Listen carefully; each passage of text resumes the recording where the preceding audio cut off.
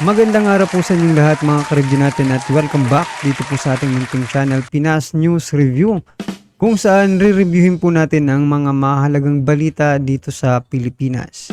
Mga simpleng komento sa mga issue dito sa Pinas. At eto nga mga ka-review natin, kapapasok lang, nilabas na ito pala ang sasalubong kay PBBM ngayong 2024. Nako, former PRRD at VP Sara kumanta na. Yan mga karibin natin ang ating alamin mula po rito sa channel ni Kabayan News PH.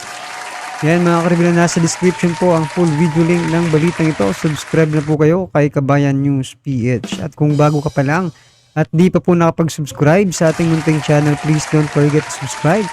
At i-click na rin po ang bell notification para updated po kayo sa lahat ng ina-upload sa nating reaction video. At eto na nga, sama-sama at sabay-sabay po natin pakinggan, panoorin at bigyan ng reaksyon ang balitang ito. Ito na po. Mga kabayan, isang masagana at manigong bagong taon sa ating lahat. Ano nga ba ang magiging kapalaran ng ating bansa ngayong taong 2024 sa pamumuno ng ating Pangulong Bongbong Marcos Jr.? Sa isang dokumentaryo ng ilang political analyst, medyo hindi maganda ang kinakaharap ng administrasyon ni PBBM kung sakaling makikinig siya sa mga nakapaligid sa kanya at patuloy na sisiraan ang mga Duterte dahil ito ang tuluyang magpapabagsak sa kanilang slogan na Uniteam. Maraming salamat sa init ng inyong pagsalubong sa Unity. Makalipas ang halos isang taon na namayagpag ang tandem ni PBBM at VP Sara, nagkaroon ng matinding lamat ang magandang samahan ni VP Sara at liderato ng Kamara matapos tanggalan ng confidential fund ang opisina ng Vice President, kung saan ay umani ito ng samot-saring batiko publiko, bagay na mainit na pinag-uusapan ng ating mga kababayan at dahilan para batikusin si Speaker Romualdez na pinsan ni PBBM. At tandaan ninyo, kung sino man ang kumukontra sa confidential funds ay kumukontra sa kapayapaan. Kung sino ang kumukontra sa kapayapaan ay kalaban ng bayan. Dahil dito nag-umpisa na ang bangayan sa politika sa pagitan ni VP Sara at ama nito na si dating Pangulong Duterte laban naman kay Speaker Romualdez. Tatayo ako laban sa sinuman na mananakot sa atin para masunod lamang ang gusto nila. Itindig ako tayong lahat para sa kapakanan ng bayan. Maging ang Makabayan Bloc sa pamumuno ni Franz Castro ay umatake na rin kay former President Duterte, kung saan ay nauwi pa sa demandahan hanggang sa napipintong pagsasara ng SMNI, kung saan ay kilalang istasyon at programa ng mga Duterte. Iba na to dahil ginagalang naman natin yung freedom of expression, freedom of speech.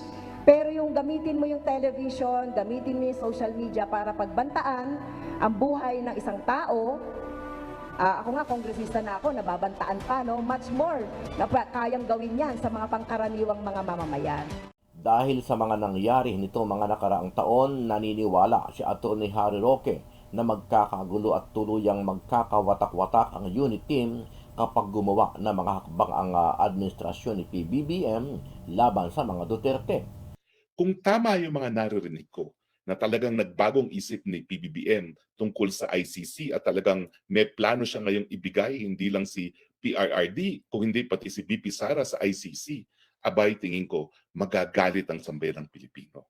Kapag tayo nakipagtulungan, lalong-lalo na para ma-serve ang warrant of arrest laban kay FPRRD at saka kay Inday Sara, natural, gaya ng sinabi ni Manny Jaime, talagang yan po ay gulo.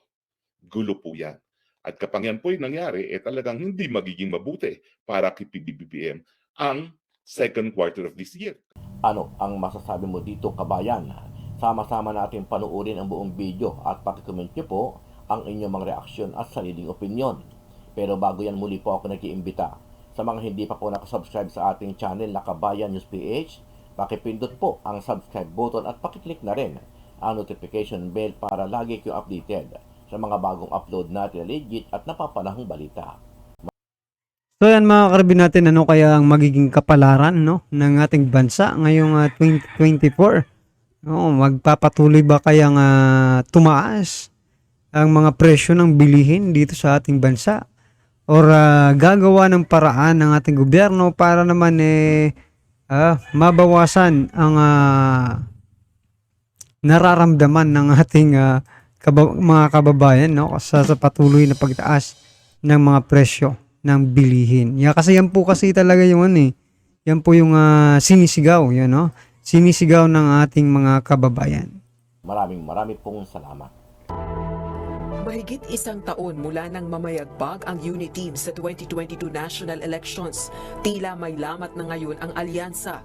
Umugong na agad ang tunggaliang Vice President Sara Duterte kontra Speaker Martin Romualdez na pinsan ni President Bongbong Marcos Jr. para sa presidential elections sa taong 2028. Nag-ugat ito sa pagkwestiyon ng Makabayan Bloc sa paglilipat ng 125 million pesos na confidential funds ni Vice President Sara Duterte noong 2022 mula sa tanggapan ni Pangulong Bongbong Marcos Jr. Nasilip ito sa pagdinig ng Kamara sa panukalang pondo ng tanggapan ng Vice Presidente para sa taong 2024. Under this current term lang na nagkaroon ng confidential funds ang DepEd. Tapos yung OVP din compared to the last term, ngayon lang din nagkaroon. Para bang pinapayagan ng DBM ang ganitong kalakaran sa iba't ibang mga ahensya. Question ko po, ano ang naitutulong ng confidential and intelligence funds sa paglago ng ating ekonomiya? Tandaan ninyo, kung sino man ang kumukontra sa confidential funds ay kumukontra sa kapayapaan. Kung sino ang kumukontra sa kapayapaan ay kalaban ng bayan.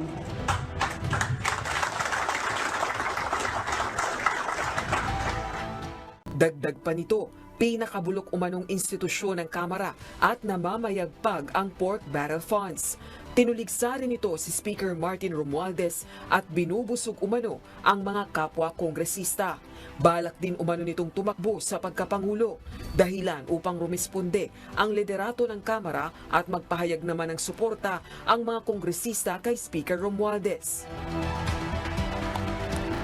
Tatayo ako laban sa sinuman na mananakot sa atin para masunod lamang ang gusto nila. Itindig ako tayong lahat para sa kapakanan ng bayan.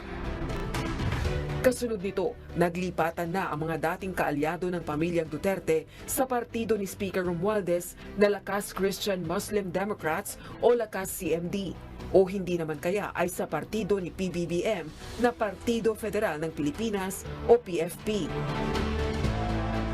Ganun talagang kultura siguro ng politika natin dito. Whoever is in power, doon po dumadagsa yung mga ikangang mga politiko. Nagsampa naman ng reklamong grave threat sa Quezon City Prosecutor's Office si ACT Teachers Party List Representative Franz Castro laban kay dating Pangulong Duterte dahil sa mga umano'y pagbabanta sa buhay ng mambabatas sa programa nito sa SMNI. Nagresulta ito sa kauna-unahang summon ng Prosecutor's Office sa dating presidente mula nang bumaba ito sa pwesto noong 2022. Iba na to, dahil ginagalang naman natin yung freedom of expression, freedom of speech. Pero yung gamitin mo yung television, gamitin mo yung social media para pagbantaan ang buhay ng isang tao, ako nga, kongresista na ako, nababantaan pa, no? Much more na kayang gawin yan sa mga pangkaraniwang mga mamamayan. Nakabinbin din ngayon sa Kamara ang House Resolution na humihikayat sa 3 House Committees na imbestigahan ang confidential funds ng Davao City mula 2016 hanggang 2022 noong alkalde pa ng lungsod si VP Duterte. Nagsimula na rin dinggin sa Kamara ang mga paglabag sa prangkisa ng Sunshine Media Network International o SMNI kung saan may mga programa ang kampo ng mga Duterte. Nagsimula ito nang ilabas ng SMNI host na si Jeffrey Celis ang hindi kumpirmadong impormasyon na nasa 1.8 billion pesos umano ang ginastos sa foreign travels ni Speaker Romualdez ngayong taon. Ano ba ang tingin natin na hinaharap ni na PBBM, ni Inday Sara Duterte at ng sambayan ng Pilipino? Well, alam niyo naman po, masalimuot ang politika. At talagang papatuloy po ang masalimuot na politika. Now, kung kayo po ay naniniwala sa feng shui, ang feng shui ni PBBM hindi po mabuti. It will be the worst period for his life. Yun yung sabi ng mga feng shui masters, no? At ang worst period for his life is second quarter of next year of 2024. So hindi ko po alam kung totoo yun o hindi. Pero sa mga nakikita kong mga pangyayari, baka nga hindi magiging mabuti kay PBBM lalong-lalo na sa second quarter. Bakit? Kung tama yung mga naririnig ko na talagang nagbagong isip ni PBBM tungkol sa ICC at talagang may plano siya ngayong ibigay, hindi lang si PRRD, kung hindi pati si BP Sara sa ICC, abay tingin ko magagalit ang sambayanang Pilipino. Kapag tayo nakipagtulungan, lalong-lalo na para ma-serve ang warrant of arrest laban kay FPRRD at saka kay Inday Sara, natural, gaya ng sinabi ni Manang Aimee, talagang yan po ay gulo. Gulo po yan. At kapag yan po yung nangyari, talagang hindi magiging mabuti para kay PBBM ang second quarter of this year. Kasi tingin ko nga, ang aking prediction, itong first quarter, magdi-deny si PBBM na meron siyang kinalaman dun sa mga pangyayari. Isisisi na naman niya yan kay Speaker Romualdez at sa Kamara de Representante at saka dun sa katunayan na gaya ng National Telecoms Commission sa kaso ng SMNI na wala namang bisa yung resolution na ipinasa ng Kamara alone, kinakailangan para maging batas, concurrent resolution ng Senado, ang mangyayari, yung resolution na inaprubahan ng Kamara de Representante, yan ang gagamiting legal na basihan ngayon ng DOJ, gaya ng ginawa ng NTC na yung pag-suspend sa prangkisa ng SMNI ay base doon sa wala namang bisa na House resolution. Kasi bagamat walang bisa yan, hindi mo naman po pwedeng i-dismiss dahil yan ay sentimiento ng mga mambabatas sa mababang kapulungan. So tingin ko, yan din ang mangyayari. Pero si PBBM magdi-deny-deny hanggang gagalawang DOJ, makikipagtulungan, gagalawang pulisya kapag nagkaroon ng warrant of arrest at isuserve yan, baka hindi lang kay FPRRD, kung hindi kay BP Sara na rin. Pag nangyari po talaga yan, gulo. Hindi ko po sinasabi na magkagulo tayo. Ang sinasabi ko lang, pag yan ay nangyari, talagang magkakagulo. Ang tingin ko, kung sino man nag-a-advise kay PBBM ngayon na wala nang suporta ang taong bayan kay PRRD, ay nagkakamali sila. Kasi nga kahit anong bit, ibato nila kay Inday Sara, yes, bumaba ng bahagya ang trust at popularity rating ni Inday Sara, pero pinakamataas pa rin siya sa lahat ng tao sa gobyerno, di ba po, no? So sa tingin ko, magkakamali sila, no? Kung ang tingin nila ay wala nang suporta ang taong bayan. Aalma ang taong bayan. So yan mga karibin natin na malulusaw na ba ang Uniteam ngayong 2024 mga karibin natin? At ayon nga sa mga eksperto, mga karibin natin, hindi maganda ang magiging kapalaran ni PBBM ngayong 2024. As long as makikinig po siya doon sa mga ahas, mga na nakapalibot sa kanya, mga trahidor na nakapalibot sa kanya. Yan mga karibin natin. Ikaw po, ano po ang inyong masasabi? No? Dito sa mga flashback ng mga nangyari noong 2023. No? Talagang puro paninira po yung 2023. Paninira sa mga Duterte, mga karibin natin. Sana naman po magbago na po ito ngayong 2024. Para naman makabawi po ang ating bansa, no? Dito sa mga problema, mga internal problems ng ating bansa, gaya nga po nitong patuloy na pagtaas ng mga presyo ng mga bilihin. Sana masolve po yan ngayong 2024. Yan po, no? Sana inaasahan natin yan na bumaba po ang presyo ng bigas, no, mga ka-review. Well, anyway, lahat naman po tayo may kanya-kanyang reaksyon, opinion. I-comment nyo na po sa baba para at least alam po ng ating mga kababayan ang inyo pong nararamdaman patungkol po dito sa balitang ito, right? Kung bago ka pa lang at di pa po nakapag-subscribe sa ating munting channel, please don't forget to subscribe. At i-click na rin po ang bell notification para updated ka po sa lahat ng ina-uploads nating reaction video. At huwag din pong kalimutan mag-subscribe kay Kabayan News PH. Yan mga karibin natin, nasa description po ang full video link ng balitang ito. Subscribe na po kayo kay Kabayan News PH. Maraming salamat po.